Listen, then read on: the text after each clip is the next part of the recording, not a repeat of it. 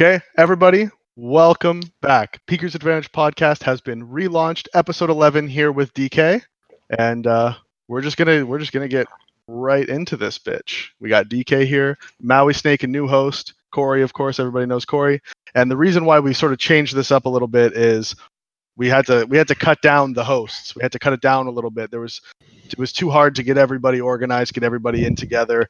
And yeah, we just couldn't get episodes out to you guys, as you know. So I've changed everything. We sort of mixed it up a bit. Really busy. FNS is just a bitch. That's really the only describe that. yeah. So we've had to mix things up a bit. But yeah, so episode 11, right in the middle of the major. DeKay, welcome to the show. Yeah, thanks, man. Appreciate it. Yeah, no worries. We also have we have Darian, a new producer now, which will help get things out. Darian, say hello. What's up? There you go. Perfect. Off to a flying start.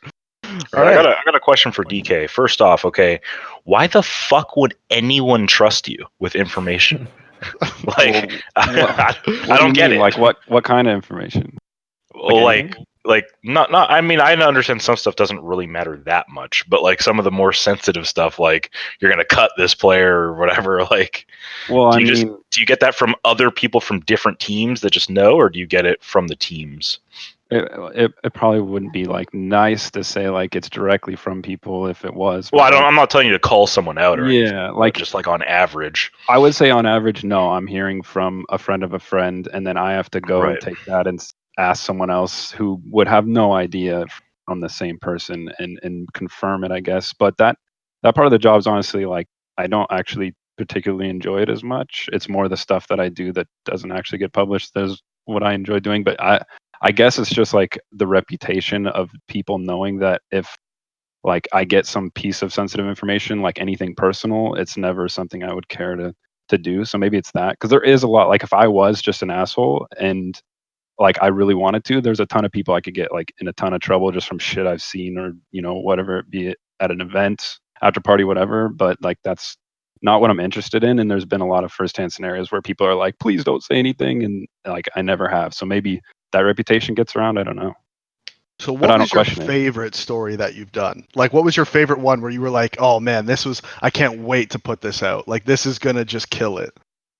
KNG. No, probably it's not ever any ever the player stuff, like the PEA stuff. Probably I think it was because that was like one of my first bigger ones, and it wasn't like a player move.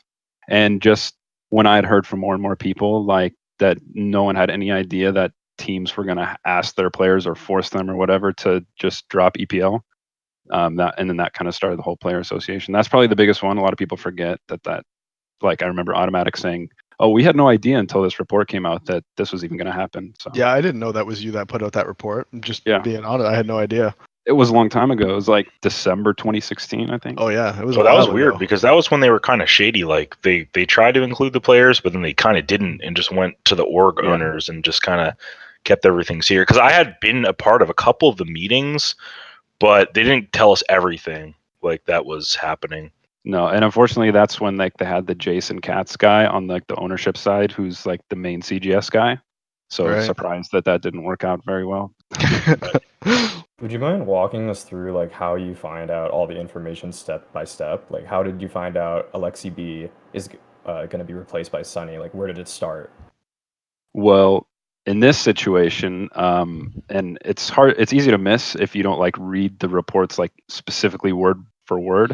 But I had mentioned in there that like due to information passed to Dexerto, which just basically means to me, that had to do with the Blast event, because the report was basically that at least for KNG that he was going to play for them, and then I was also in that process able to find out because of the event and the roster submitted. I was able to verify that way that both of them, the ENCE roster, because they're going to be there as well as KNG. So those are more unique, because if I'm handed something and then I'm able to just go directly to where people submit rosters, that makes it easy for me. So it's not as intricate as it would seem, at least with those two. But if you're talking about like a typical one, it would just be someone said, "Hey, I heard this," and I hear 1,000 things a day. I get messages all the time. Like there was just one about Fnatic that I had to look into, and it ended up just being some guy trolling, saying he had information and he didn't. So it's just like a whole process of just like asking people and then making sure that it can't just be those two individuals talking to each other, and that's how it got there. So it's honestly, it's more annoying to deal with all the people that try to, you know, I don't know if there's actually people that try to like throw me off or anything like that, but it feels like it sometimes. So you're not hacking like Alu's cell phone and shit? No. I mean, when I was first doing it, like that's what a lot of people ask me. Like Zonic from Astralis asked me if I hack them or other people. Like people legitimately think that I did, and I was like, I would never show my face somewhere if I was like just sitting at home hacking people. Like that's way too risky. Well, and the other thing is people don't realize, like a lot of people, like I'm sure there's a lot of people that give you shit for leaking stories or for putting shit out there. People don't realize how it's actually a good thing for the scene. And this is from somebody who is a player. It's a good thing to have somebody who who does things like the right way and actually like figures out stories and then puts it out there. And that's good for the community to have that. Because like I've dealt with reporters in the past who they'll come to you and ask you, is your team making this move, this and this and this? And like and we've answered honestly. Like I remember, Corey, I think you remember on Splice when I'm not going to name names or anything, but somebody put out a thing saying Splice trying to buy the CLG lineup, and it was like, no, that's actually like not what we said. The reporter came to us and asked us, are you buying the CLG lineup? And we said no, but we are looking at buying like certain individuals from the CLG lineup, because we were looking at all the offers they had on under contract. They had Ricky, Kusta, and Zodic. We ended up buying Zodic on, not exactly what we wanted, but we wanted Ricky and Kusta, and then we just sort of got stuck with him. But we told him that, and then he puts out a thing saying Splice looking to buy X CLG lineup, and it's like, that's not. You even asked us. We told you what was actually happening, and then you went and printed a lie. And it was like, this is no one's going to work with you ever again. Like we were even being cooperative and shit. So it's actually good to have people in the scene who do these things the right way. Like it's actually good for the community and good, it's just good for in general for the whole community to have reporters actually doing things properly. Yeah, it's nice when people have that sentiment, because there are a lot still that don't.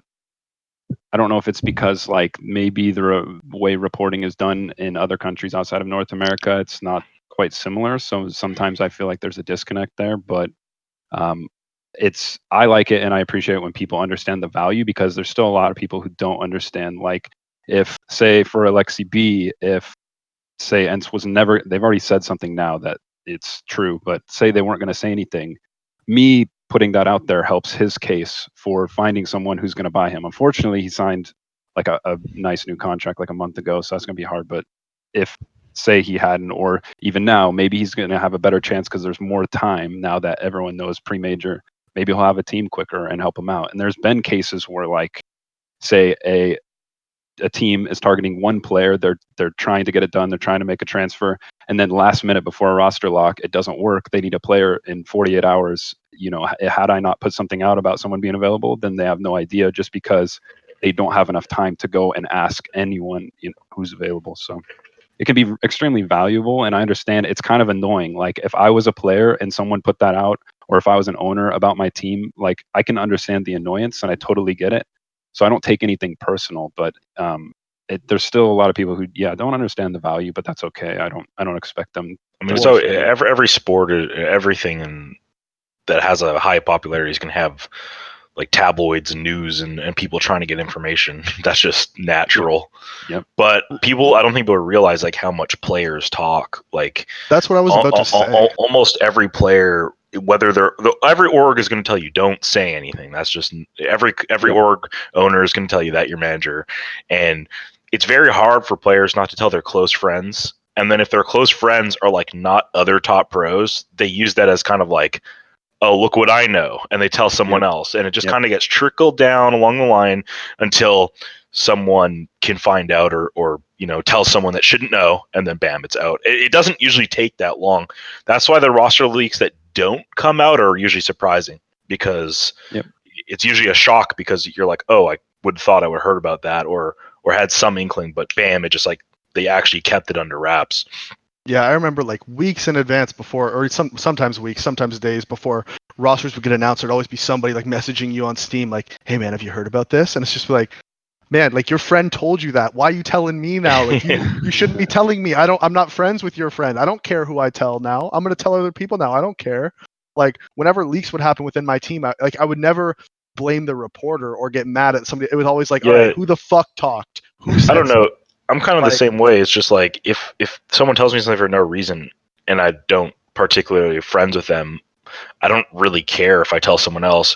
But if Valens or Tim tells me something, I'll usually not say anything just because it's just one of those things where you have some sort of respect. I don't want to just go and be like I've known things in the past that I've that didn't happen that they said were going to happen, and then there's some things that I've known that were going to happen that did happen. So rosters always have little problems, and people need someone to vent to.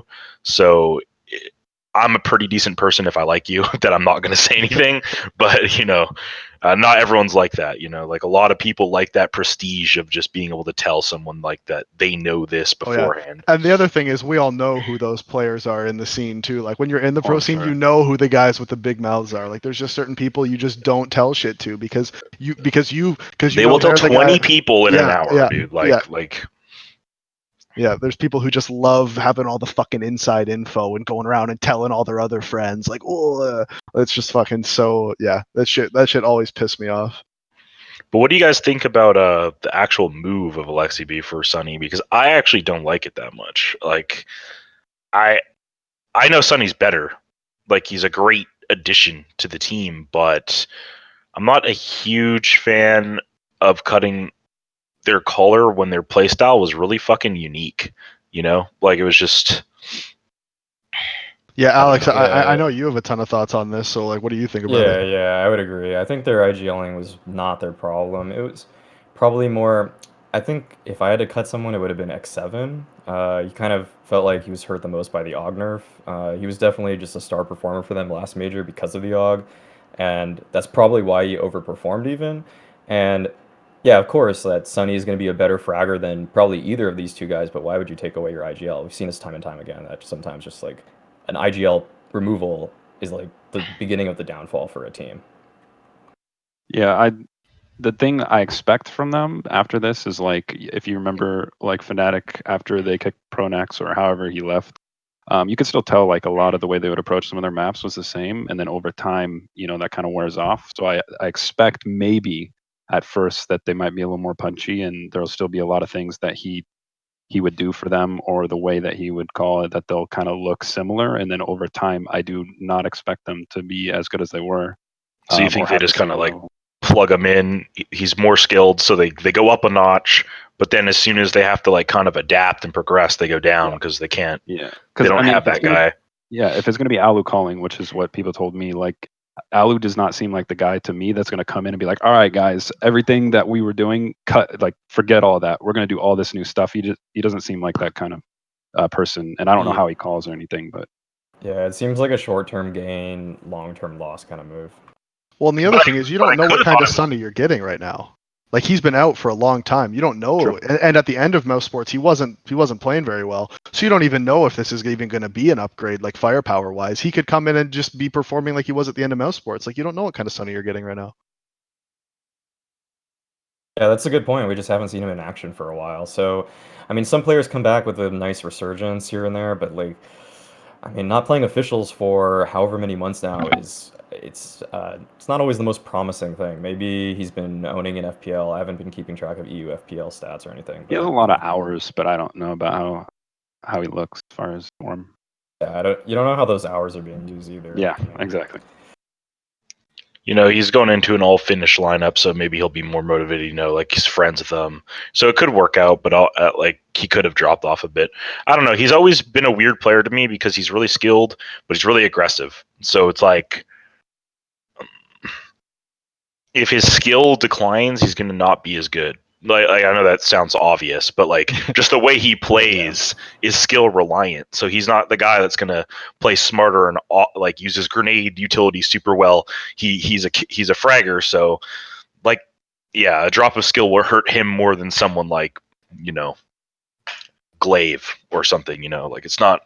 Glaive's going to use his mind to kill people through smokes.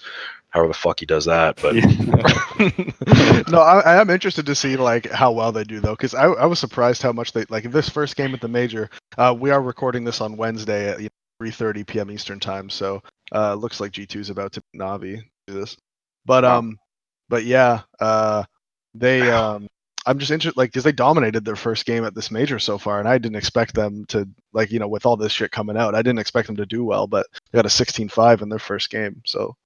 Good for them, I guess. They're doing all right. I mean, it was against Avant-Garde, but still though, 16-5 still that's a yeah, but Finnish people are weird, dude. They don't have like emotions. They just kind of sit there, like they just too. Yeah, they just sit there and play the game. Like they're one of the best comeback teams in my opinion. Like because when 12-3 and they'll just like 13-2 it or something, and you're just like, okay. Yeah. Well, like when I was told about the move, I asked a couple people like, is this legit? Like, would they just get rid of their end game leader like this? And people told me like, yeah, they're straight emotionless, cutthroat. Like they'll just cut the player, and it's nothing. Like they don't care about how he feels. Like they're just gonna take Sunny and move on with it. So. Jesus, man. Yeah. I actually thought the move wouldn't be so bad, although I don't know if he'd be willing to do this. Is if you moved him to a coaching position, and then you kind of keep. You kind of upgrade the skill of the lineup, and then you have someone that's like keeping the system in place a bit. But I don't think a lot of players are willing to become coaches when they still think they're good, which I don't blame them because it's way more fun to play than it is to coach. And I'm sure he'll get some offers too. Like he's not gonna. I don't know if he's gonna get like a FaZe type of offer. Yeah, but I was gonna ask, what do you think about that? Him joining FaZe, how'd that look? I could see it working just because I feel like the players on FaZe are very slow. Like Olaf likes to do his own thing, Nico likes to do his own thing, and that's honestly kind of how he calls in defaults. Like you kind of like if you watch them play, they kind of just split up, and then they do a default, and they kind of gather and do something, which kind of benefits the FaZe players in general. Although I don't know if he sets up the opper that well. And I feel like Guardian's one of those players that if you kind of set him up really well, he's dominates, and if you don't set him up, he kind of just plays it all right. But that's just the vibe I get. Well, the thing is, like, even though I think getting him on FaZe, I think it'd be a good move, like for FaZe. I don't think it would work. One, I mean, I don't know what his buyout is. DK, you probably have more insight on this than I do. I don't know. I just know he signed I don't understand why this happened, but like. I hope at least the organization like had to sit down like with the whole team and said like, look, we're going to re-sign you guys all the new contracts. Is this the lineup you guys want to keep? Because I feel like if that conversation would have happened, they wouldn't have signed him to a brand new contract last month, which I was told by a lot. I will say though, just from being a part of a lot of those convos, is like Oregoners don't really say that. They don't really like say, is this the lineup you guys are going to, I think they just kind of assume the results are decent. You guys are probably happy. And it's more that manager coach that's supposed to kind of go and tell the owner, like, look, there's a little bit of problems in the team. Like, so if there was no glaring issues and they kind of just decided, hey, fuck it, Sunny, let's get him. But you would assume that they would have been thinking about this for a while. So I feel well, bad maybe for that's why they signed him to a new contract, right? Just to keep him locked in so that they can sell him. That's true. That's the other side of it. Especially if they like convinced them that like, yeah, you're going to be on the team. It's all good. Here's your new contract. Yeah, we're up in your buyout, but this team's staying together. I mean, it's fine. I hope he doesn't have like a bench clause because I know some contracts have like less if you get benched. A lot. And I will never sign a contract that has a bench clause because you just get fucked. You just sit there for like a quarter of your salary doing nothing. Yeah, I'm okay with a little bit of a drop in a bench. Like if you got 80%, like who cares? You're doing nothing. But yeah. When they drop it, or half, half is usually pretty standard. And you also usually then they also make you do those streaming clauses that they have in the contract. They're like, oh, don't worry about that. You're never actually gonna have to do that. Then I'm like, oh yeah, take it out then. Like, take it out then if I'm never gonna have to do it. Like, I will say though that no org ever enforces that shit. They tried for a little bit, and then you're like, and then you talk to them, and you're like, look, we're like practicing 10 hours a day. And DMing before, like, when are we supposed to be streaming? Like, am I supposed to just like play Counter-Strike and then stream for 4 hours and then like go to sleep? Like, there's not like you have no time. And then they kind of get it. Like, well, I remember on Splice the stream hours counted our matches. So like if we had matches for 2 hours, really? Yeah. Well, I don't know if that. everybody's contract was in that, but like I had that because they were like, "Oh, we're not going to enforce it," and I was like, "Okay, we'll take it out." They're like, "Well, we don't want to take it out," and I was like, "Okay, well, do our matches count?" And they were like, "Yeah, we can make the matches count." And I was like, "All right, cool, do that then." So like the matches, like when we played online matches, that actually counted towards my streaming hours. That is so stupid, but yeah, whatever. That hey man, whatever works. Yeah. That way I didn't like have to meet those streaming because like there's that and orgs always do that too where they have clauses in contracts and they tell you but we're not going to enforce that though, that's just in there. It's just part of the template, it's just in there, and I'm always like, all right, if I can get rid of it, then take it out of there. If we're not enforcing it, take it the fuck out, let's go, get rid of it, because they try to slime that shit in there all the time. No, they definitely do. I mean, I get why it's a business, but like at the same time, like it's not personal. I don't like get upset about it or anything. No, yeah. When they do that, and this happens all the time too. When you'll tell them to change clauses, and you'll be like, okay, change this clause, and they agree, like, okay, yeah, we'll change this, and then you send it back to them, and then they send it back with the changed clauses, and they'll change like 4 out of 5, and like, so hopefully you don't notice the last one, like, and it's just like, oh, you forgot to change that. They're like, oh yeah, my bad, forgot to put the new number in. It's like, yeah, I bet you did, didn't you? You fuck. The less unsubstantiated rumor is just like Cold also going to FaZe or something. If Aleksib and Cold did, I mean, who do you think other than Neo, who's like the other player on FaZe that you think would have to leave for that? I don't think Nico would leave though. I feel like I mean, Cold... other than Neo. Oh, sorry, I thought you said Nico. My bad. I think it's gotta be Olaf, right? Because Rain's right. It would have to be Olaf, I think. Yeah. I mean, I know Rain would like to play with Kerrigan one day, but that's not going to happen anytime soon. Yeah. No, I was talking about this on No Majors Club the other day. We're talking about like if you could, like, let's say hypothetically, because FaZe, we all know FaZe is in a bit of financial things going on right now, right? And so like, and 100 Thieves wants to come in, and Cold Zera's on the bench, and now Aleksib's on the bench, and you got someone trying to buy that FaZe team maybe. So thinking, okay, like hypothetically, if 100 Thieves buys that FaZe team, and let's say they buy Cold Zera, buy Aleksib, hypothetically in a world where Nico's going to listen to Aleksib, well, in a world where that's a thing, and then so Cold Zera, Aleksib, Nico, and then Rain and Guardian. That's like a new FaZe team. Put them in 100 Thieves. That's a top 5 team, I think. That's a sick lineup. Yeah, for sure. Yeah, and dude, fucking Cold lowered his sense to 1.6. He lowered his sense? Oh man. Did he? Yeah, he's gonna be a god now. It's all about the low sense, dude. Everyone's using like 1.4 and like 1.5 and shit, and I can't do it, dude. My arm is too big. It just like like I can't move it quick enough. Yeah, you need the high sense. Yeah. It's like we're going back to the Source days where everyone had to swipe their mousepad twice to make a 180. I think it's just really easy to get your guaranteed 1 kill if you use low sense. Like you'll get less multi kills in my opinion, unless you're like Nico and you're just like, Nico's weird because it doesn't look like he uses low sensitivity. Like if you watch him play, he's so quick. But for most players, like I'd say Simple is so good because he's so quick. But he's not as accurate as Nico and stuff. Like he gets way more kills, but I don't know. I think most players just seem to gradually be lowering their sense, and like everybody's playing 1280 960 now too. That's like the res. Like 80% of pro players are on 1280 960 now. Dude, it's just easier. Like honestly, it's just like it really is. I don't like it, but like it they're so fat.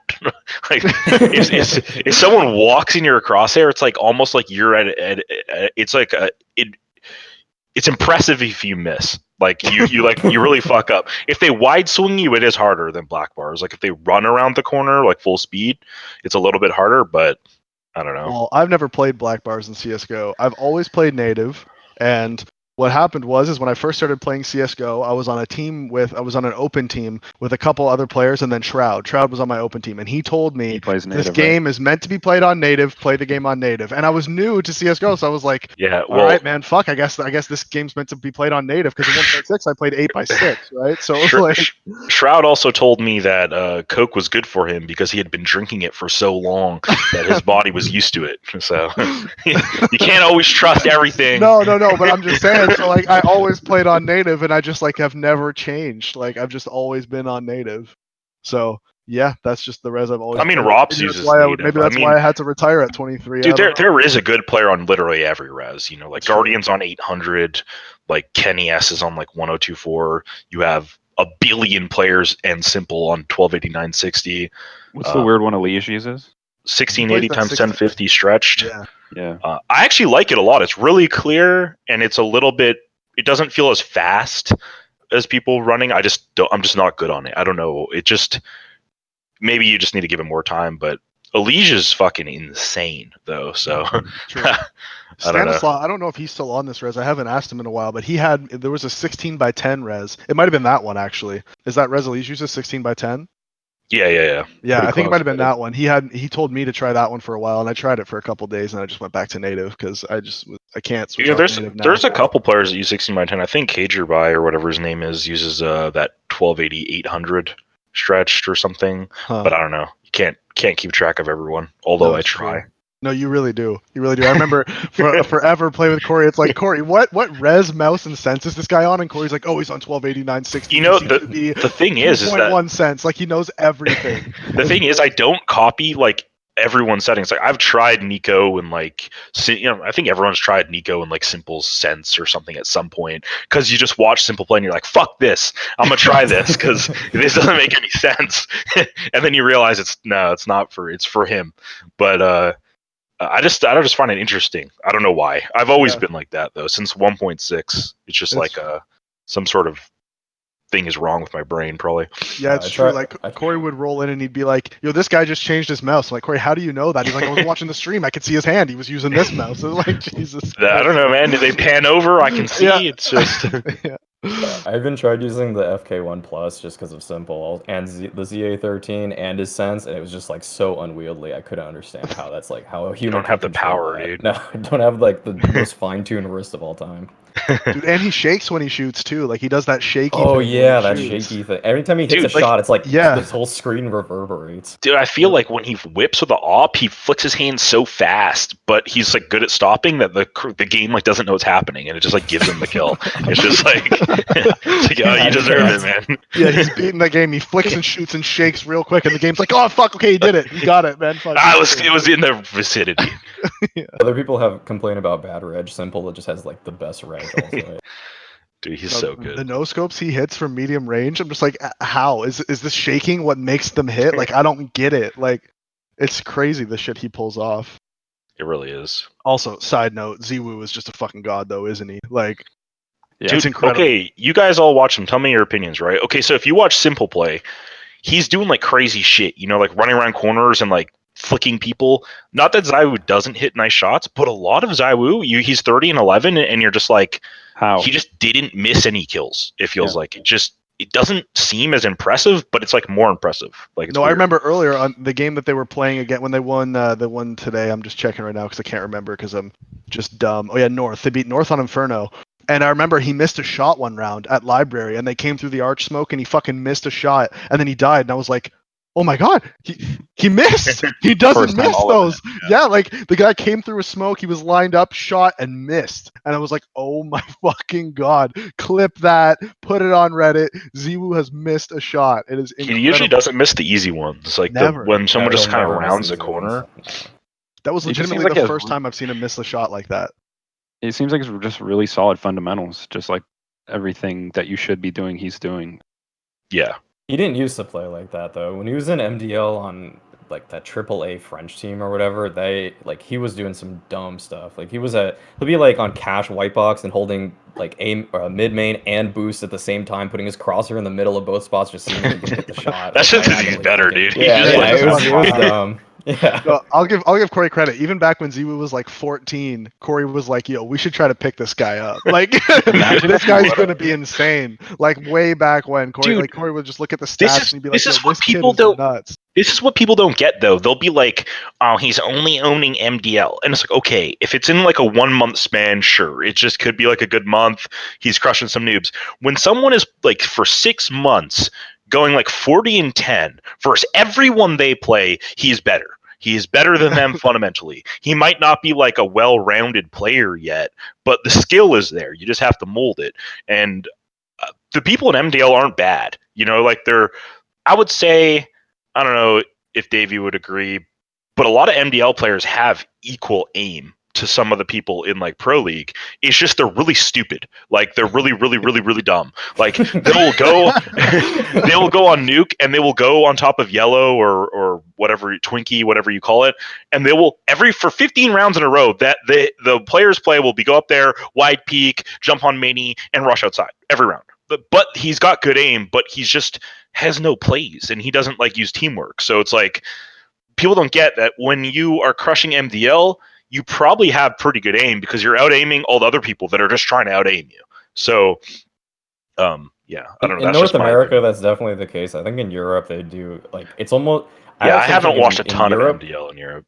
Yeah, in Europe MDL, it's almost like the player's aim is worse, but they have better teamwork actually. So if he can do that well against European MDL, that's actually shows he can beat like execs. He knows how to beat an exec, or he knows how to beat like a default that's like staged. Also, G2 did beat Navi, by the way. I don't know if everyone's just checking and keep in up on that. OT, Kenny's 1917. wow. Yeah, Kenny fragged.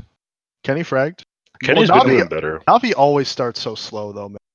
Navi always starts so slow. Like they lose their first match of every event. It's they 0-1 every time. Yeah, it's like mind-blowing.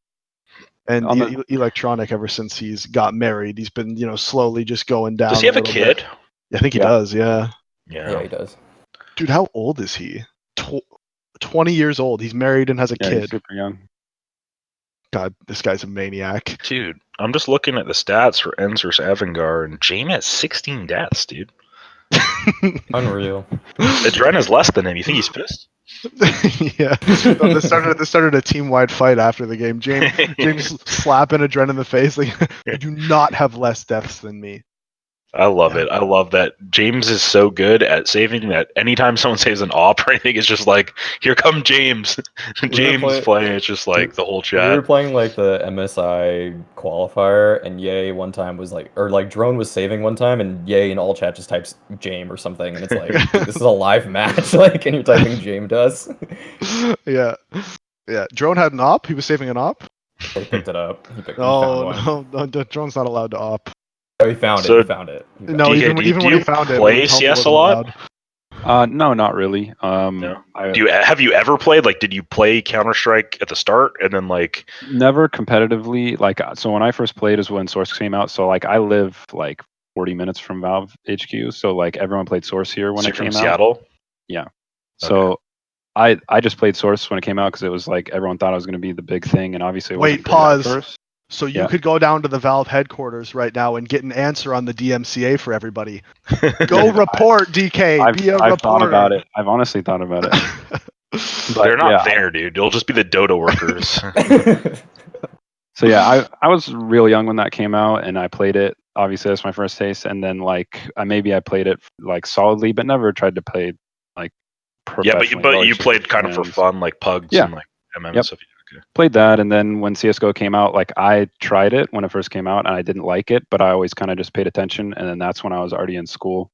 So I just stuck with that and like hardly ever played until I guess kind of started doing work with this. So then I would just get like MM in whenever I could, and then now that like I'm actually doing this full time as of like a month ago, so I got to play a little more, but it's always like in the back of my head, like I should be getting something done right now instead of doing this. So then I always tell myself I'll play more, and I never do. But enough, like a few thousand hours. Yeah. So you have like a decent background though. Like I was just curious. So do you feel like it was for other people? Because there's other people that make journalist articles and stuff. Like, was it hard to?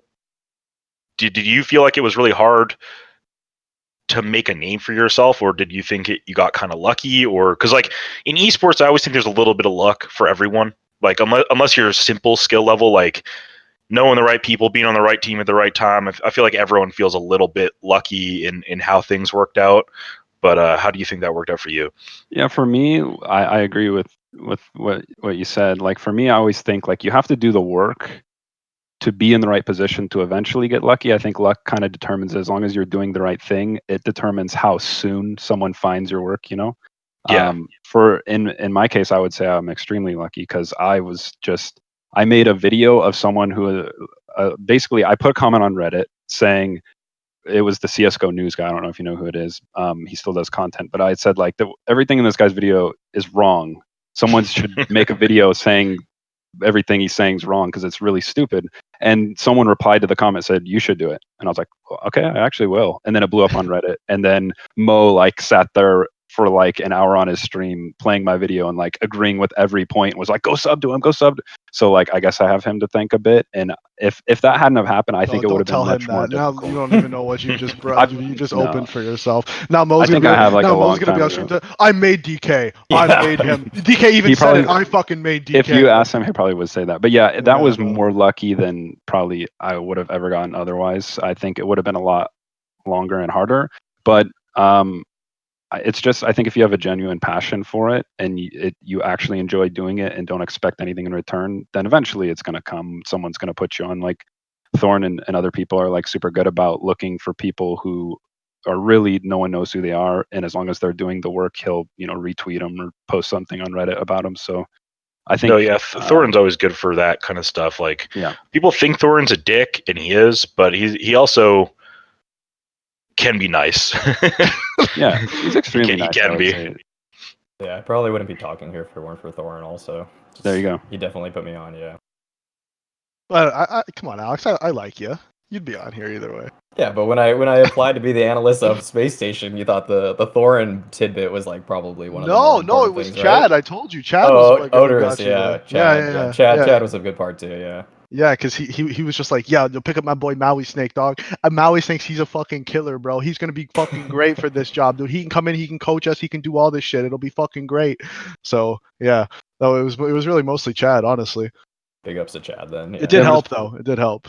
As far as journalism goes, though, like there's still a lot of room for like if someone wanted to do it, if you have the work ethic or like you just actually do have passion for it. Like I still think there's a lot of room, not only in just journalism, but just like content creation, where if you really were dedicated enough, like eventually you'd make a name for yourself. At least we're still kind of early, in my opinion, as far as all the content goes. Well, there's a lot of not a lot of. There's not a lot of good CS content out there. Exactly. It's all like Twitch highlight clips and like shit like that. Like that's what we're doing here on Peaker's Advantage. Don't forget to subscribe to the YouTube channel, guys, because we got some fucking. We have so many good ideas. Like there's gonna be some killer content coming out for a while. Yeah, for real. So with you doing news and stuff, are you mostly keeping it Counter-Strike, or do you like other games as well? No, honestly, like I haven't. I guess it would be dishonest to say I've tried, but like I'll pay attention to other games and just see, like, or I'll try them out, playing them or whatever. Just there's not a single game I've ever played or tried that just hits the same way Counter-Strike does ever.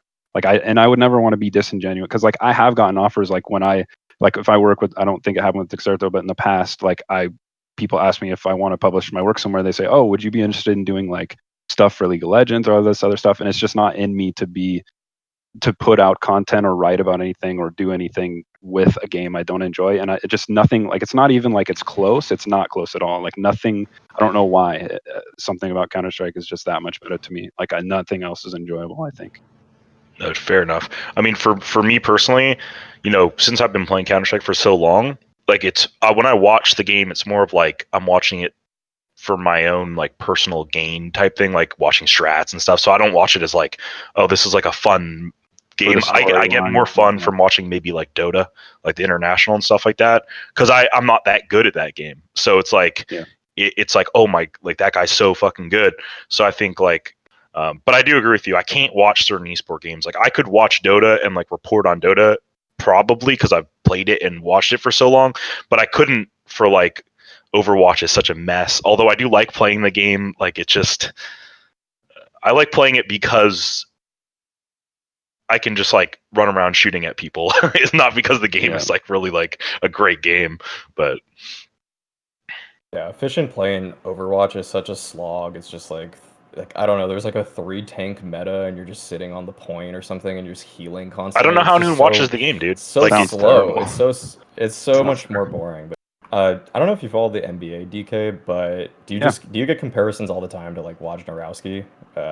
Or what? Like I feel like some people like will say like DK bomb or whatever, Oh, okay, yeah. Yes, I don't know. I guess you could say what we do is a little bit similar. I do think it's pretty crazy that he just doesn't care and will just like tip every single draft pick each time, like every single pick. I mean, would you do that if there were a similar system? Honestly, if I could, like I've always said, if there was a job like where in esports I was just specifically helping people, because like I said, there's a lot of stuff you do behind, like helping people get money they're owed, or I don't know, whatever it might be, things similar to that. If I could just do that and not do the roster move stuff, I probably would, because I enjoy it more. But yeah, I think that's a little bit egregious to like tip every draft pick. So I probably wouldn't do that. And yeah, if What there do you was mean by some tip way, every draft pick? Sorry, I don't watch basketball. I so don't what know. he does is like, so like, you know what a draft is, obviously, say Yeah, in I hockey know or the whatever. draft. Like Yeah.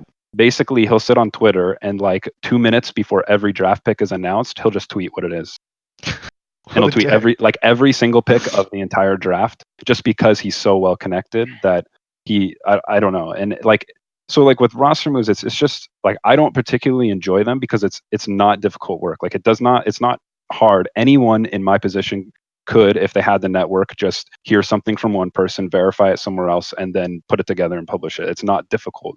And to me, I prefer this stuff, like the investigative things of people being owed money, or even, just helping people out.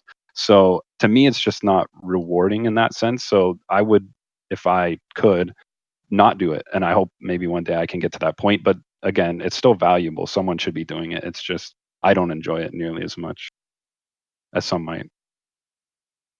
Well, so we're going to sort of transition over into major stuff, but sort of stay on the same topic. Is there any teams like playing at the major right now where you got some sort of info beforehand, like, oh, I think they're going to make this roster change after the major, or beforehand, and you just haven't reported it? I'm not going to say who, like, don't say who, but have you gotten those stories leading into this major about teams that are playing at the major making potential roster changes?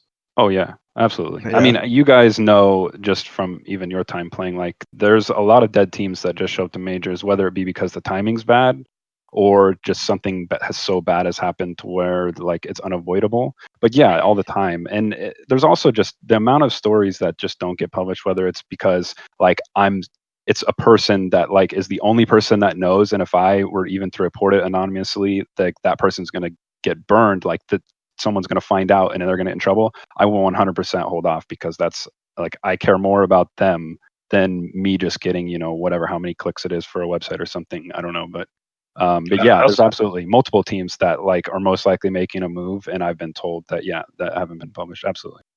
I think there's also like a certain level of like respect in teams that if you qualify for a major, they want to kind of like let all the players play the major and then make the change after, just because it's such a big tournament.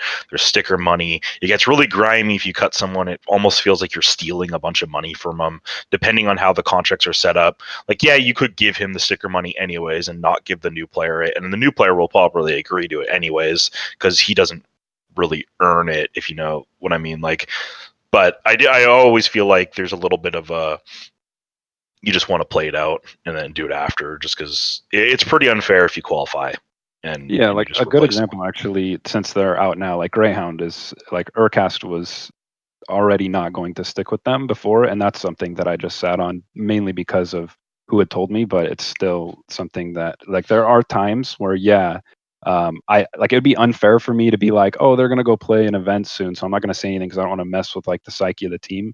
Like it's still my job. But yeah, if it comes down to like who told me or how it could affect somebody, yeah, all the time I'll just let it go. Did you research any of that Nip Faflarin fiasco? Because I didn't really follow it, but it looks like Faflarin's destroying them in I mean, terms of. he's doing most of the work, so it makes No, it yeah, I easier on just the didn't know rest of if you us. were like Yeah, yeah, but following it yeah, up. absolutely. I mean, I'd always heard about stuff with them in the past, and like that org has actually like went out of their way to, when like I had reported something, like would tell it, like HLTV, like, here, post this, that this isn't true, or like they've done that multiple times in the past. So like that, I already have kind of like a soured relationship, I guess you could say, with them. But I still, yeah, absolutely, you always look into something like that. But I think when I am looking into something, and then maybe I'll go to someone like Richard and be like, oh, did you come across this too? And then most of the time, if it's high profile situation like that with Fiflaren, like he's got way more than I have, so I'll normally just be like, let me know if you need any help. So I didn't look into that nearly as much as something else, especially with all the quantum Bellator fire stuff. But yeah, it's like there's definitely more. He's like, Fiflaren's doing it smart, and like he's just letting it go one thing at a time and seeing how dumb they make themselves look before he lets the next thing go. So Corey, what did you think about Jason Lake's tweet? yeah, that's a good. You saw that? I mean, I just don't feel like an org runner should do that. But apparently, he said that he talked to them beforehand. But even then, it's kind of like, all right, so you're basically saying you're cutting people, but you're not cutting anyone yet. So what's even the point? Like, I understand he's like one of those really passionate guys that's like really like, I'll do whatever it takes to win, like no matter what. But it's just like, it just seems unprofessional to me. Like, keep that to yourself, and you can tweet like you're disappointed and going forward you're gonna like improve or whatever, but he like literally just like bashes them. So it's kind of right after they lost too, like 5 Yeah. minutes after they got knocked out of the tournament that they've just worked for weeks. Like they boot camped, they did like and then they just get knocked out and they're all definitely down. And like I feel like we say like talk to them beforehand, like went up to the I know you guys just lost, really nice try out there, but like I'm definitely going to be trying to replace all of you, and I'm going to tweet it. That cool? All right, sweet. And then, you know what I mean? Like come It was on, only man. like 11 minutes too. Yeah, so. it was like right. Like how could you possibly have talked to them enough about the situation in that time? and Right not even like you're just gonna replace them. Like he's putting out like, I will buy anyone who wants to come and play for me for any amount of money. I have the funds and resources. And it's like, bro, like no player with that bio is going to go and join your team. Like, you know what I mean? Like, but even then, you replace one player with like cold zero, it doesn't make them win everything. You know what I mean? Like, yeah, he's going to be better than everyone on the team, but you kind of need like more changes usually with those type of. Well, and so the reason why I asked is because I know you sort of have like a personal history with Complexity, and also Fraud coming out saying that Jason Lake used to hit them, I guess, or something. I just mentioned this. I've been mentioning this like over the years, and it's so weird to me because okay, this is what happened. DreamHack 2013, we got third, fourth, and just saying Corey was playing for Complexity at this time. I was playing for Complexity, so and you have to remember that there had never been sticker money at this point. So you could not have put anything in your contract because it had never happened before. So we went and then we found out, oh, there's all this sticker money. So like after the event, I don't know what it was, 50 to 100 grand or something. I don't think we ever found the exact number, but I can't imagine it would be much less than 50 grand. It probably would have been more. Like I don't know, like especially not for the first time. It was the first major, but like if it's the first time, that means everyone was like super excited to buy him. Yeah, like I'm not going to go into specific numbers about how much we all got at like when we went for Splice. I've only gone one time, so I only have one base to go off of. But let's just say it was a lot more than 50 grand total, like for sure. Yeah. So I don't know. I'm just saying like the number that I know it's like. I think that's accurate. So then we didn't even ask for the money. We're like, okay, so we did kind of ask for the money, but we were like, so are we going to get like, some of that money? And they're just like, well, we've decided that it's using our logo, so it's our money. And we're just like, okay. We're like, well, can we use some of that money to just go to another boot camp? Like and go to another European event, because that's before all the events just they just pay for you to go, but back then your org had to pay for you to go. Keep in mind we were not getting any salary or anything at the time either. And then they just said no, like we've just made a decision that this is our money. And we're just like, okay, well, nothing we can really do about that, I guess. Like, it's like what can you do, right? And then when we got offered to get buyout from C9 offered us, let's just say Complexity counter offered with like 60% of what they offered and said they care more about the team, but that's all they can offer. And we're like, well, then you offer more money or at least you match the money, So it's just like a whole weird situation. Like I was just like, and then so whenever I see like, Jason Lake, Complexity is such a good org, I'm thinking like, yeah, now that they have all this fucking money, like now that they have all the money, they don't have to be greedy and steal it, then you can be as nice as you want.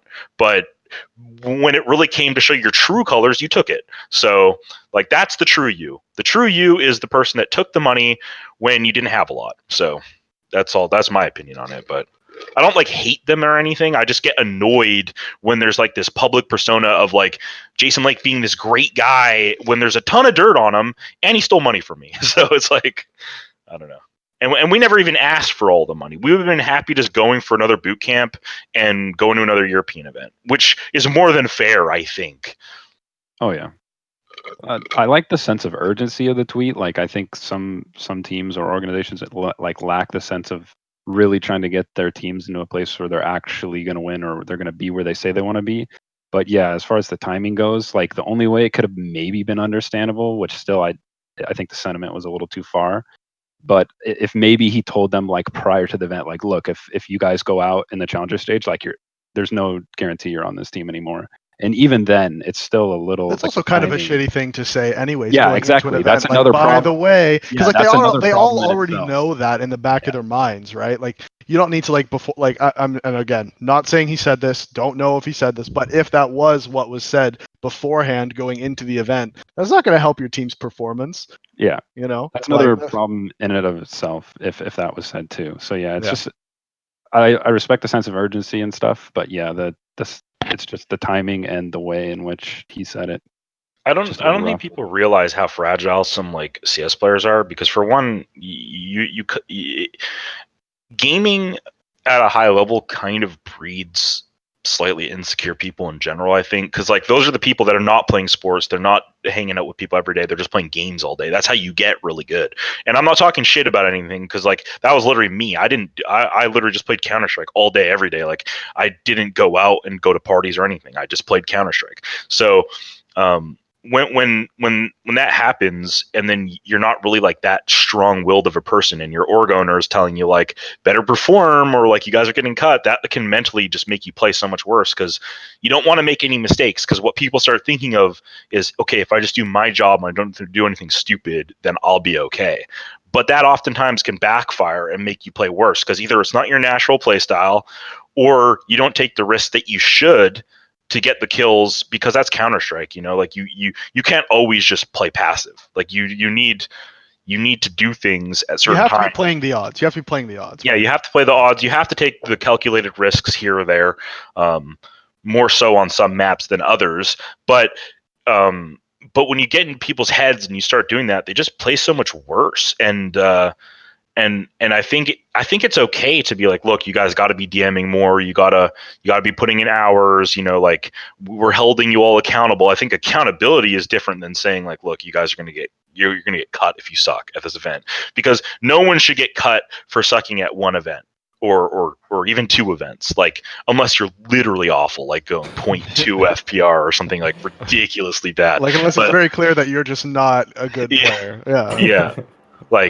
But you got to give players chances, because people get better the more comfortable they get in teams. But this was their second event, right? That's it. With that roster, yeah, I think so. Yeah. Well, Alex has been coaching an MDL team for a little while now, so he knows. Surely you know what it's like, and you can see when players are losing their confidence and how their playstyle changes.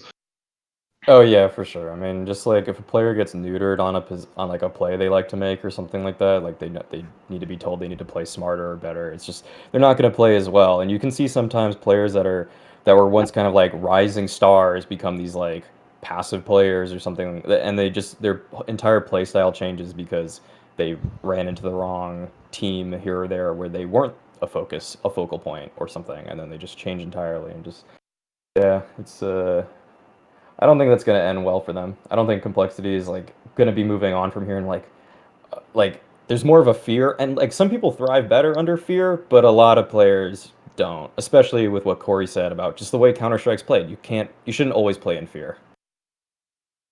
Yeah, well, and that's the other thing that I've always said is the risk about taking these really young players like Obo, Tens. There's been players in the past, Som, where you take them and they don't have any real team experience, none. They haven't even played a couple seasons of MDL first, They have no clue what it's like to play on a real team. And then you throw them into these pro teams and are and then what happens is, and this isn't even necessarily their fault or their team's fault, but you throw them into these pro teams, and what happens is the entire community is oh, look at how nuts he is. He's the savior of the team. He's blah, blah, blah. And they start hyping them up super hard. And then what happens is they play against really good teams. They don't have that experience to fall back on. And if their plays aren't working and they start to lose confidence a bit, then the whole community fucking turns on them and they go oh, see, they weren't actually very good. They were never very good. They were just a hyped up pug star, and then their confidence just fucking tanks. And they don't have the experience or the psychology to be able to fall back and realize, like, okay, no, I just had a couple bad weeks. I'm still good. I just need to get back in my. They don't have that. They don't have that experience to fall back on. And then they're just and then they just sort of disappear. They just dissipate out into. They take the trash talk to heart a little bit more. People don't understand. You have to be very, very, very good to be an up and coming player and join a team and own. Like, it's not common. It's abnormal, which is why Not most teams Twist. don't.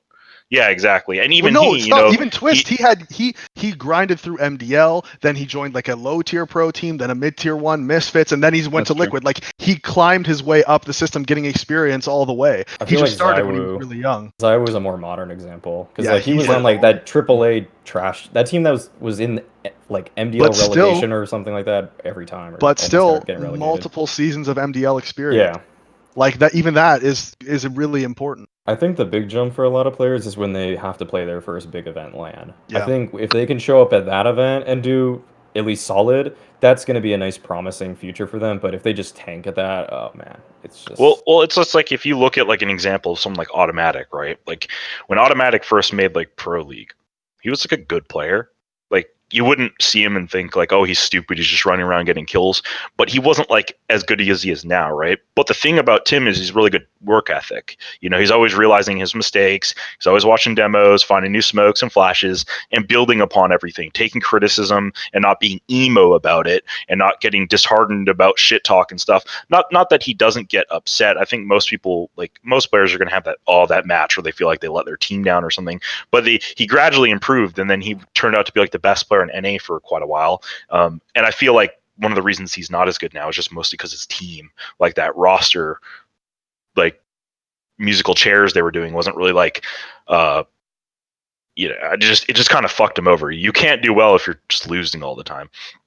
But then you have some of these players, then they come up and they have one trick and it doesn't work, and they get disheartened, and they don't learn. They don't widen and broaden their game, and that's when the player falls back down and just gets kind of tossed out. I think it's really important that some of these guys just think they're going to run around like Simple, but no, you have to be really fucking good to do that. You have to be really, really good to consistently do that. The thing is, Simple has tricks for every spot on every map. Like, he knows. Oh, of course, like, I'm not saying he's dumb, but like he's so good that like Yeah. you can catch the dude out of position, he'll still kill a guy before he dies. Like, Yeah. he just Yeah, well, a lot of the time, even people like watching, like, they see bottom tier pro teams, they're like, oh, they're shit, this is bad CS. It's like, yeah, maybe, compared to watching Astralis versus Liquid, sure. But like the gap between those teams is huge in comparison. Like top tier MDL teams jump up to the mid tier pro teams. That gap in skill is massive, like as far as the teams go. Like as far as like the actual the ability of the team, it is massive, and a lot of these players don't realize it. They just watch the games and think, "Oh, see, look, they're fucking bad. Look at them. They're losing 16-6 to Liquid. Like, and they look like they're trash. Like you watch them play and they look like shit. In your eyes, but you don't even realize like how much far ahead they are compared to the teams below them. Like it's incredible. Like, and you don't realize it until you're playing in it. Like once you're playing in it, you really feel the difference. You're like, man, these guys looked like shit yesterday, but fuck, they're a lot better than we thought. Like, and that shit happens all the time. It's like relegation tournaments between Pro League and top MDL are just like, the Pro League teams almost always win. Other than in Europe, but in North America, it's like the premier teams haven't come out on top for like 4 seasons now or something like that. I don't think maybe one premier team made it through relegation and was able to even to get into kind of Pro what League you said though. Like the NA MDL teams are really like, they just stack firepower. So when they get to Pro League, their firepower no longer means anything. But in Europe, since they're playing more teamwork, you can kind of beat better people with teamwork and strats and have like a really good map. Like you could be insane on Nuke or something, and when teams don't know your best map, that's also an advantage. So I think a lot of MDL teams in NA just stack like skill that just, oh, you're good, all right, we got you. Like we're gonna pair up because we both shoot heads really well. Yeah, exactly. That's the recruiting process. But actually, can we talk shit about a team right now? Like Absolutely. just shit talk them. Yep. Envy. All right. So these motherfuckers cut me, right? And when they cut me, I said, it doesn't matter who you replace. this team will always be bad without a major overhaul and actually getting good players. They just have not got any better. They've changed like every player on the team. They've qualified and got invited to like some random dream hacks where they also sucked at. So it's like, fuck them. Fuck them. All right. They cut me after like 2 months, and we got thrown into like 12 hours a day of playing MD. We had like 6 fucking Pro League matches a day.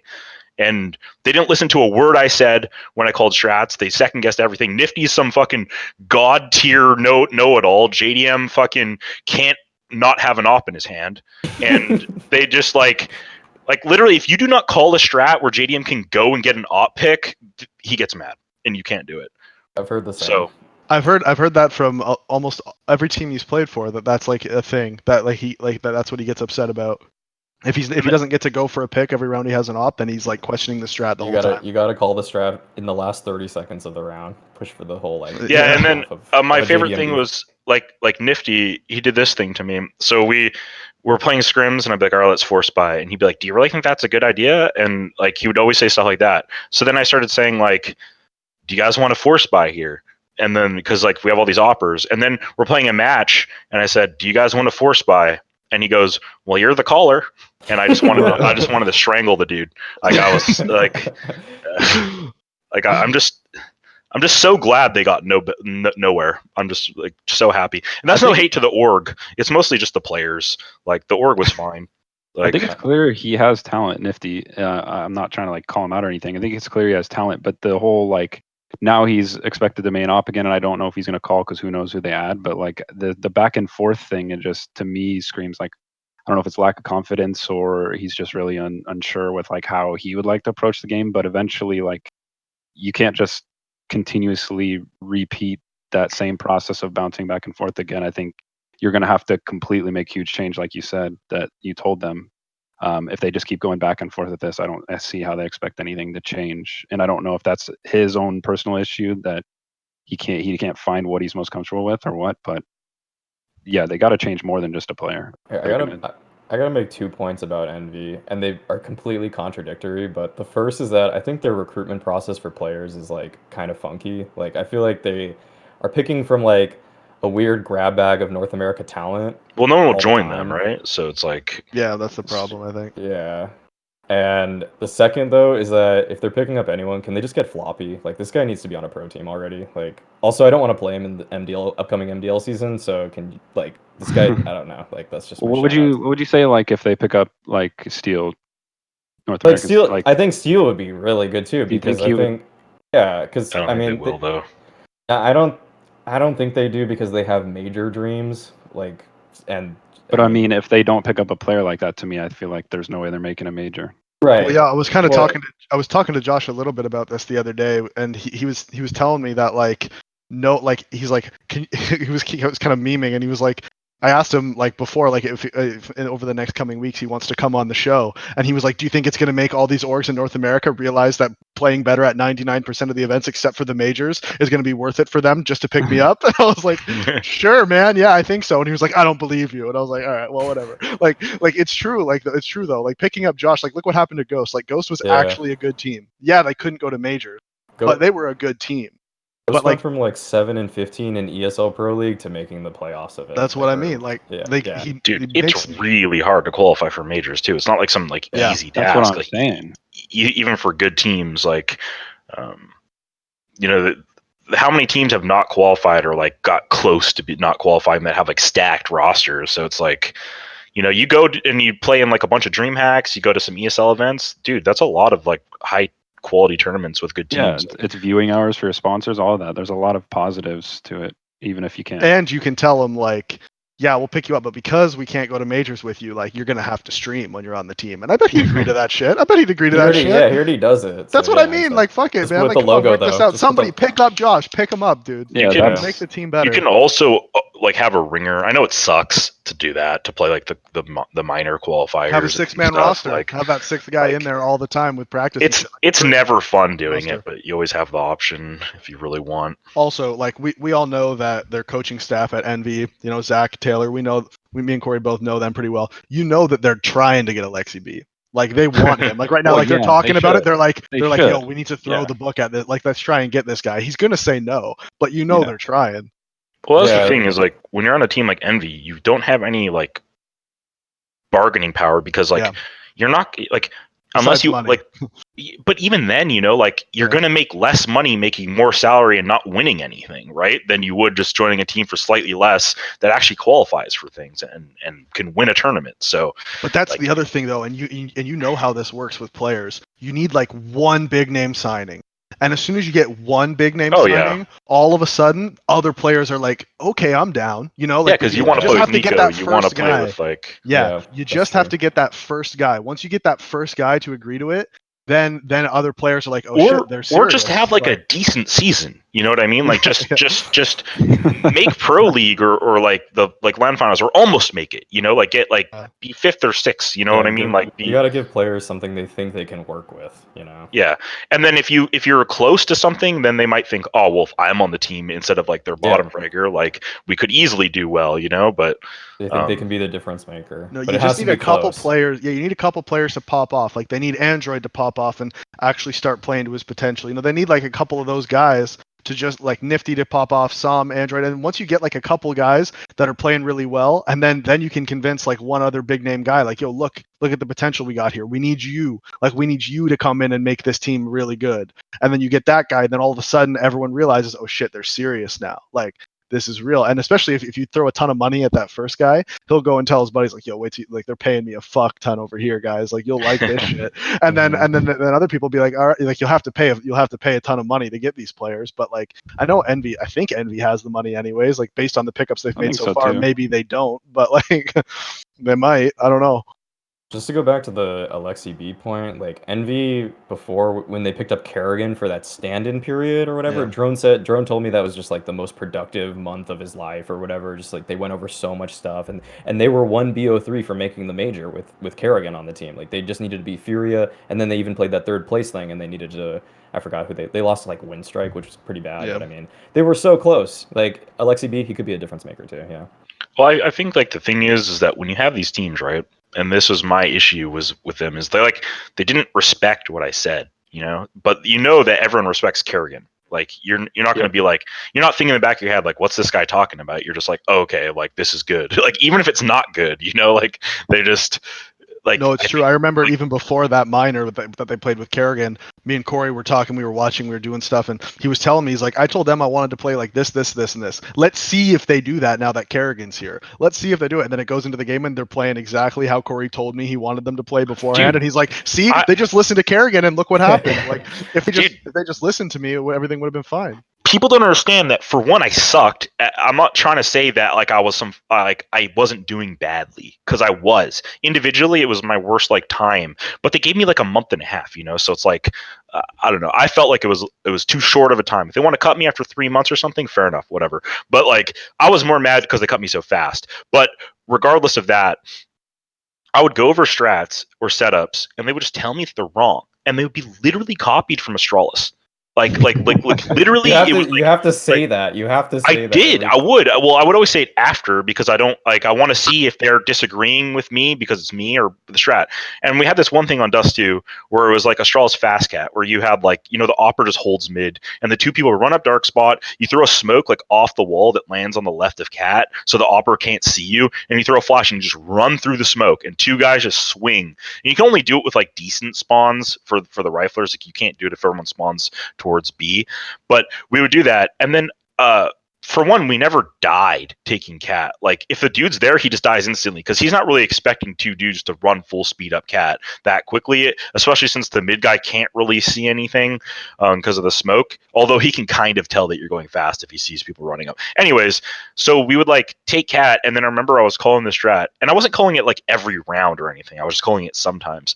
And then JDM was hitting me with like, well, why don't we just run a default? We get Cat control the same way, just slower. And I was like, because you can catch them off guard. You got Cat in like 10 seconds, and then you literally they have to play knowing you have Cat for the whole round, and they're playing long and retaking Cat, and the Opera's probably like Car or like rail. And he's just like, yeah, I don't know, I don't agree. And we had like a 35-minute argument about this. And I honestly was just sitting there like, man, no one's backing me up. Nifty's saying nothing. And when Nifty's saying nothing, that means he agrees with me. He just doesn't want to go against Josh, because Nifty will 100% tell me if I'm wrong. Like he'll do his little condescending bitch voice where he's just like, well, I think it's pretty obvious that we, like, he always hits you with that kind of shit. Like, well, it was pretty obvious that, like, it's like, shut the fuck up. Shut the fuck up. Just say it normally. Just say, like, we could do this instead of adding some, like, little fucking trigger word in there. Anyways, where was Drone on this side of the argument? Just quiet. Cutler and him said no words ever. Just because they're afraid of getting cut the whole time, you know? Like, yeah, there's no way someone's questioning Kerrigan though for 30 minutes. But that's what I mean. Like, even if you have like I'm not saying no one asked him questions, because I'm sure if you disagree, you might be like, well, Kerrigan, why are we doing it this way? And then he'll give you his reason, and you'll just take it. Like, which is kind of what you're supposed to do with a caller, right? Like, even if you don't necessarily agree with what he's saying, you should try it and see how it goes. If it doesn't work, you tell your caller, like, look, man, like, I know you might like this, but I keep dying here. I don't think it works that well. And then if the caller is smart, he goes, yeah, okay, it's not working, we change it. You know, like, it should just, both parties should be able to give and take things. Like, a caller shouldn't have an ego if his shit's not working, and a player shouldn't have an ego because he just doesn't want to do it without trying it. And I think that's a huge issue, and that was obviously one of the things that didn't work out. But then that's why I think Kerrigan has success when he first joins teams, because when he joins Mouse Sports, they just listen to everything he says. When he joins, Astralis, they listen to what he says. Mouse Sports, same, or FaZe, same thing. Whenever Kerrigan joins a team, the first 6 months are always great for him.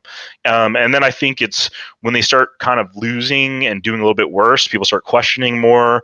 And I don't think Kerrigan's very good at calling when people aren't giving him full control. Like, when he doesn't have full say on what people do, I don't think he's as effective, and I don't think that's necessarily his fault. But that's just like a calling thing, right? Like, some callers need to always be in control, and some are better at being loose. Like, some are better at just calling a default, and then their teammate might be like, dude, if you listen to the Navi call, Simple calls so much shit. He'll be like, I think we should mid B here, and then they'll just go and do it. Like, I'm sure Zeus doesn't give a fuck. Like, but what are you going to say when Simple wants to do something, I guess? But, like, I don't know. Every team's a little bit different, but yeah. It also seems like players on teams with Nico, it's like Nico would cut Jesus Christ himself if he dropped under 75, 85 for 2 hours. Yeah. I don't know. I haven't played with those guys personally, so I don't know how much stuff is, like, true or not.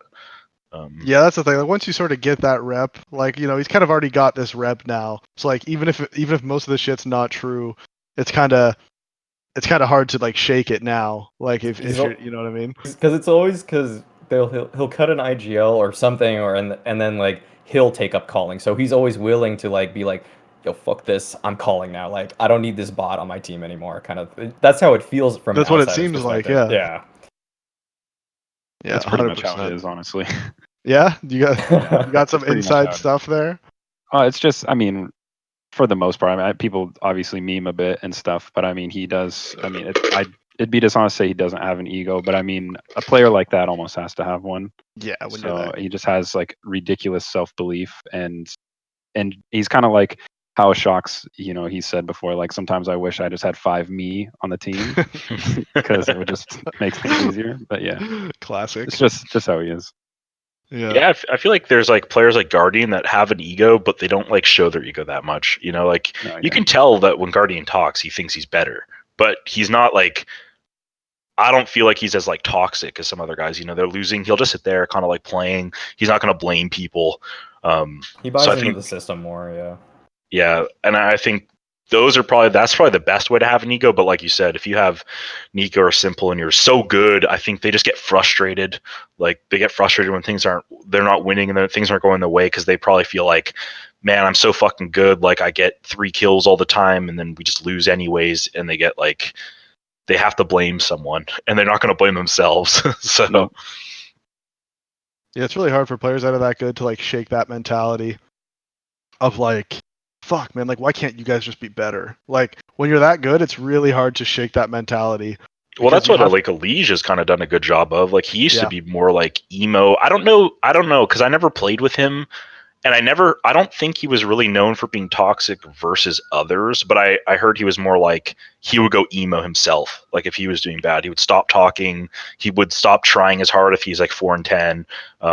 It was more like a mental like defeat thing. I think I could be wrong here. I'm not trying to like. No, I've heard think the same say if things it- from his but- past teammates. But that's just kind of what I heard. Maybe start whining like, "Oh, this isn't working," and like, no. But I think he's like kind Well, of also, improved I will that. tell you, for anybody who knows the liquid players and like across the board, maybe besides NAF, I don't think NAF was ever, but like for the rest of the players on that team, they're a very whiny team.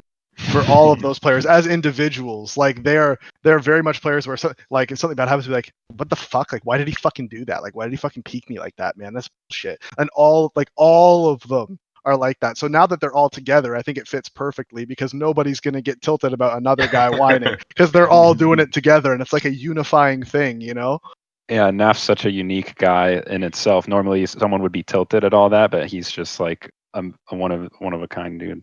Yeah, He's he like, man, definitely can we is. win so I can go home? Like, Yeah. that's Naf right there. He's like, I'm fucking bored. All right. DK, do you have any like at events or anything like that? Have you met a player that's just like struck you as memorable or anything like that? Like with Yeah, like Apex is a big one. Yeah, well, That's true. he's a unique human. Dude, Yeah, that's funny. As soon as you said the name Apex, you see me and Corey's face. Yeah. Both of us just start Um, laughing immediately. Like they're just like, yeah. Apex for sure, just because he's so genuine in interviews or just in general conversation. Like he's just 100% genuine and honest about whether it's about his own team or the way he feels about another team. Because the majority, and I understand it, like when I ask someone a pro question, even if it's just in general conversation, I get that they don't want to like speak out of turn or talk shit about anyone. But like, I don't know if it's something to do with the culture in France or whatever. Also mixed with his unique personality, but he always gives it to you straight. And he's also just like a really funny guy too. So he's just all around probably one of the most memorable, I would say. Have you ever hung out with him for all and those Kenny reasons. S at the same time? Yeah. Those two are fucking priceless together. Man. it's They are ridiculous. so fucking funny. I remember sitting next to Kenny, and like Apex is there, and he's talking and being Apex and trying to be funny and talking to whatever. And Kenny just turns to me, he's like, "He is the talker. I am the funny one." It's just like, it's just if like you ever even get a chance to watch Apex watch a match, it's almost more entertaining than watching the match itself because he gets so invested, even if it's not even a team he cares about. Yeah, That's no, I love playing. him, man. I love him. He's He's just such you a could funny tell guy. he just loves the game so much. so you're saying after his career is over, he should just do live streams with just his reaction. Just Oh, absolutely. 1000%. Yeah. No, I'd love to. I love Apex. You want to come on the show, please, Dan? Yeah. Please, homie, come That on. would be a guess. Come on the show, homie. It'll be so much fun. I love Have him him. do some mukbang.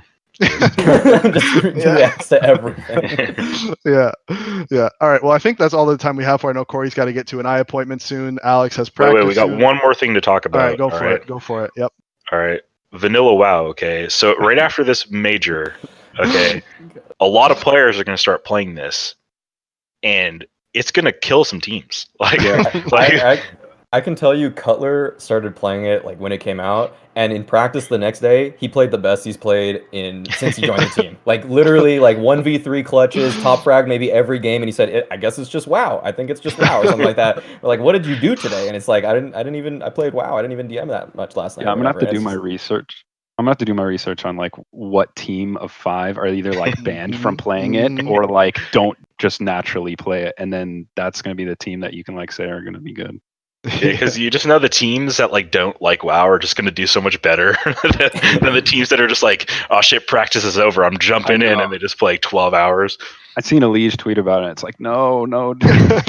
He's at the top of his game. He's just going to ruin it all. Yeah. It's so Please addicting. don't use It's such anyone a but you.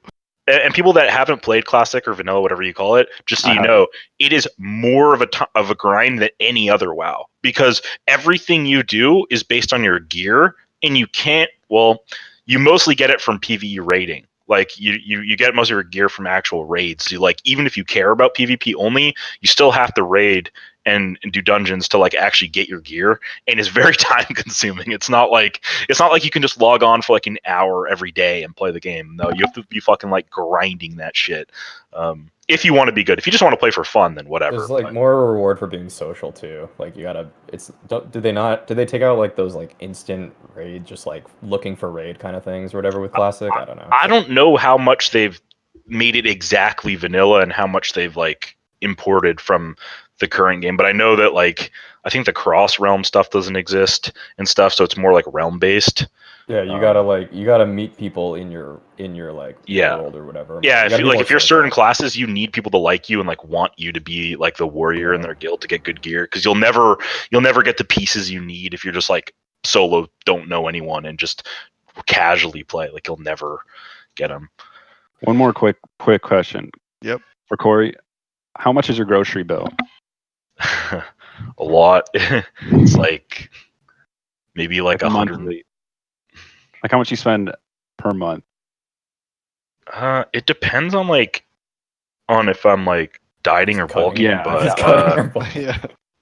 But I would say, let's say during a bulk, like during like a big eating month, like $300 a week, maybe, of just food, and that's not like eating out or anything either. That's no protein powders. That's like literal food. Include the sups, you know. Oh my god.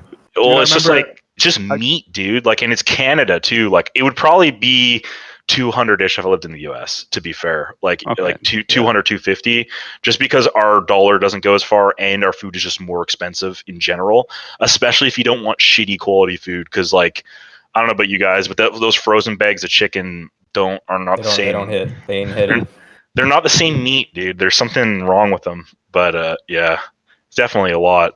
I remember Corey would roll up to events with like his like pharmacy of supplements. Like he would have like vitamin this to help with digestion, this like to help with like. I have really shitty digestion because I got my gallbladder taken out. So like, high fats and high calories definitely like. I got to keep the gut healthy. Going to events with meal preps already. Yeah, he did sometimes. Yeah, I took thermoses on the plane, dude. Bring my chicken or beef and rice, and like 2 giant water bottles too. He would always have a ton of water on the plane. Oh, that guy at the gym, yeah. A giant gallon bottle. All right, so this is going to be it for episode 7. DK, thank you so much for coming on, as always.